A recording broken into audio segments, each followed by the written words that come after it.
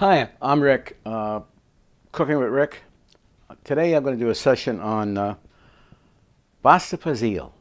Well, actually it's pasta with peas. So, but as a kid growing up, we had that quite a bit, pasta Piselli. That was an interesting dish. I mean, I wasn't a big fan of it, but it turned out fairly well. So I was with a friend of mine. We were selling for a company, and we had a sales meeting. And naturally, what they did is broke our horn, saying, "Hey guys, you're not really doing well. You know, your competition is eating your lunch and all that kind of stuff."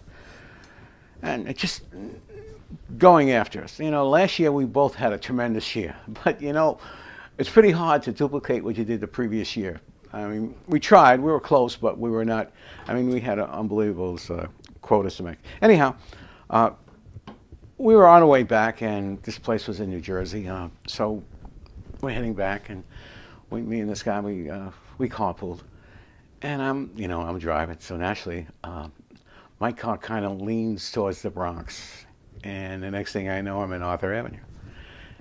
And he says, "Hey, what are we doing here?" I said, we didn't really have a good lunch there. I was pretty agita. I said, "You know what? Let's stop in at one of my favorite restaurants in the Bronx in Arthur Avenue. It's called Dominic's." And they served us, believe it or not, pasta Piselli. Wow. You know what? When you're down and you're low and you don't feel good, nothing beats a dish like nothing beats a good dish like that. I mean, it just made our day.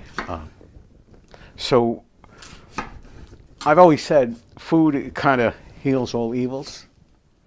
Does it? I don't know. Anyway, so what I'm doing now is I'm going to chop up some onions, and hey, right in the sink right here.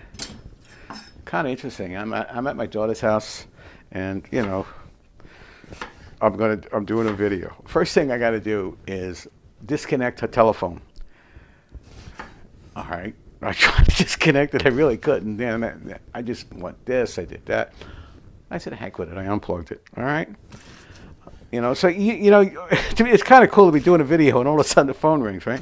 All right. So what I'm doing is cutting these onions, right? You get the ends out, and get yourself your cast iron frying pan, okay? Oh, man, this is tough. I want to tell you about a story. A woman got real mad at her husband and hit him over the head with a cast iron pan. I think she's still serving time for that. But anyway, why did I mention that? I know, it's just heavy, but it's so great, So what I'm doing now is trimming up some of the onions, chopping them up. Just chop them up, kind of like.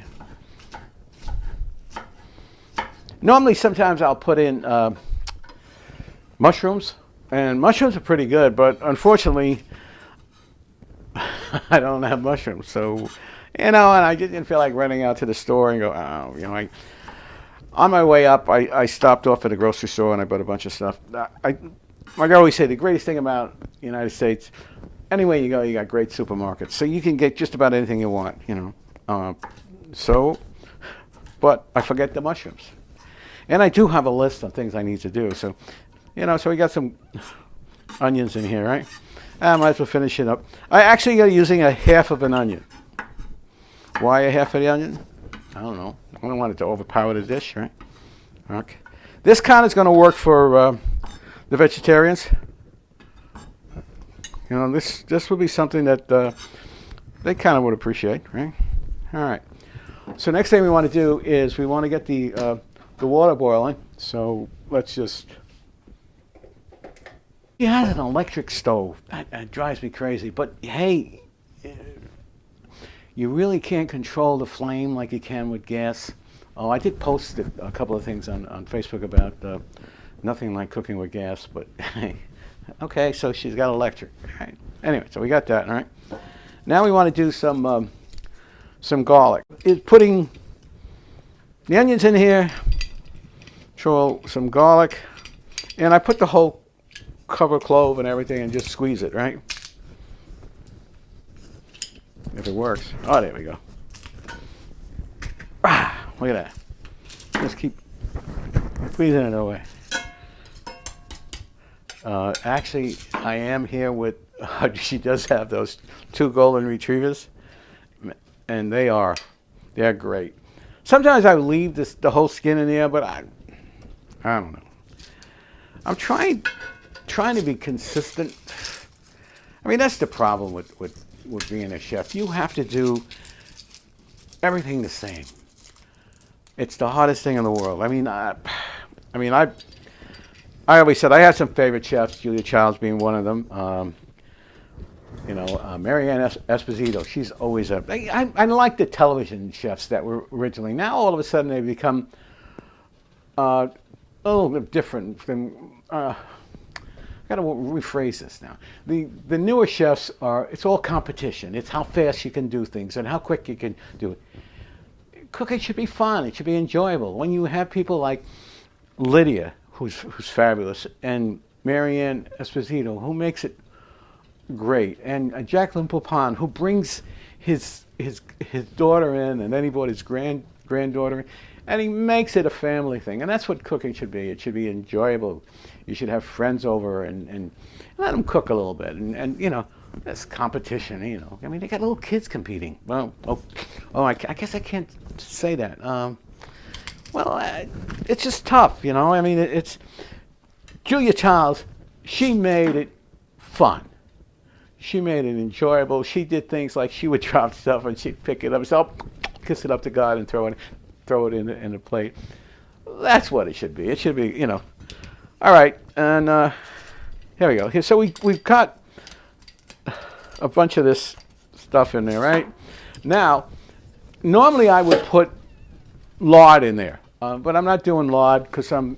Excuse me. I got this. Did I say excuse me? What? Well, that's because I left it.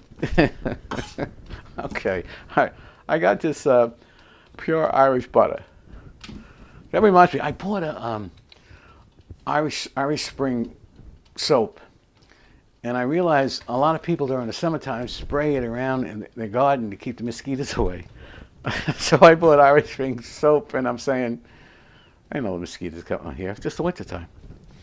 And I tell you, we're lucky. The weather has not been as bad as I thought it would be. It turned out pretty well. I think we got just in the Northeast. We just got about another month of this, and then we're ready. All right. So I cut some butter and I throw it in here. We have that butter in there, and I think I might throw in a little bit of some vegetable oil. So let's throw in some vegetable oil in here. All right. So now this is going to start frying up, right? It's a simple, easy dish. I mean, it doesn't take a lot of time to do it. What you do, so you have it in here. So let's throw some salt. All right. Add a little bit of salt in here. What else? Oh, we got Italian herb seasoning. I always get a kick out of this. This has just about every herb in the world. Just throw it in. All right. So that's popping up. And we want to give it a little bit of a black pepper. And it's pretty basic, What we want to do is we want to put in some celery. So I got some celery here, and I'm just, chunking it out. When you make like a salad with celery, you take it and you cut it long ways, and then you cut it very small pieces. These are going to be a little bit bigger, and probably the best one celery to get is with the leaf with it too, because that really helps out a lot, right? All right, so we got some of that celery in here, and let's just throw it in here. I think the water's starting to boil, so let it go a little bit. Let's just throw some vegetable stock in there.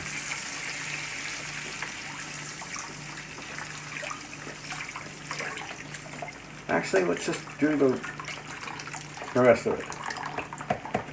What you do a lot of times when you do macaronis and all that stuff is read the package, and it'll tell you how long you should let it boil. They say 7 minutes for al dente. So al dente means to the bite. Okay, let's put the mini Piselli into the boiling water, and this should be really great. There you go. What we're going to do now is we want to take these peas, and we're going to throw them in there. But actually what we'll do is throw in the liquid, and this is like really cool. Watch. Pops right open, okay? Made in Italy, and what's really cool about it is they don't triple seal it, so you can open it. Another big fan of this had been my father-in-law, and I always seem to tell a lot of stories about him. He was a real character. But he was a tremendous bocce player. I mean, he was great.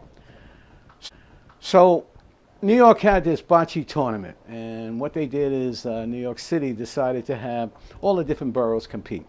The Bronx versus Queens, well, you know, blah, blah, blah, whatever, and at the finals. So whoever's the top performers in the Bronx played Queens, and they won. Him and his partner, they won everybody. So they go to the finals at the UN building, and he gets a drive down, you know, ride down for one of the neighbors, drives him down, the two of them down there. My father didn't drive, and his friend didn't either, but they were great bocce players. Also, they were pretty good bowlers. So they're there, and they win the first round, and they beat somebody, I guess Staten Island or whatever, wherever they beat. And then he goes on, and he beats the next one.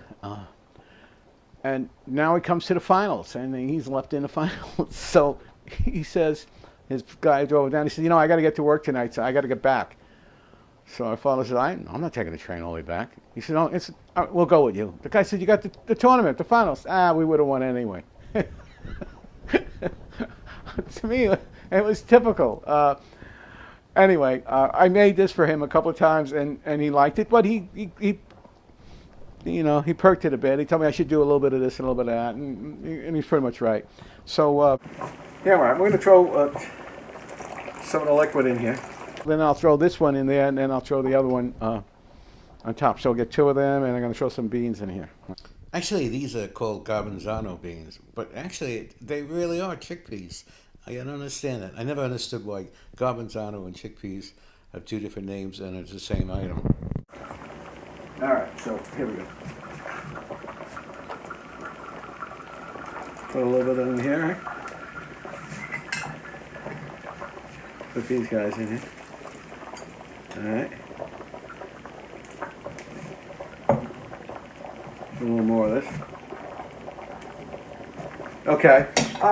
Let me check this guy out and see what they taste like.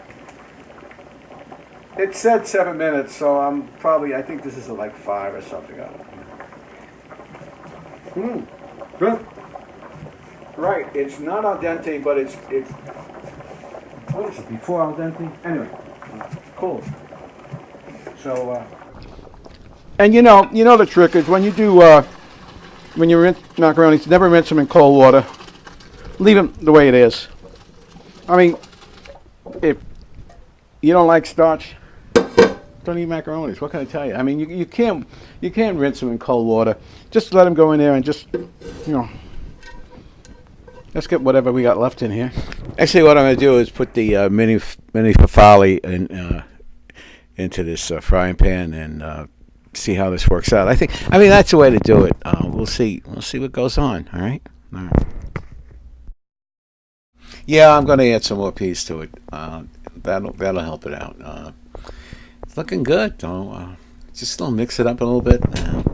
Eventually I'll throw some Parmesan cheese at the end, and we'll see how this turns out. Okay. I sprinkle some cheese on it, and we might as well taste it and see what it's like. All right. Put a little bit in here. That's cool, right? Little spoon. Here we go. Oh wow. Good stuff. Now, what I'm going to do is finish off this wine. You know what? Let's finish the whole bottle. It's done. Uh, Normally you would have a white wine with this, would work out well.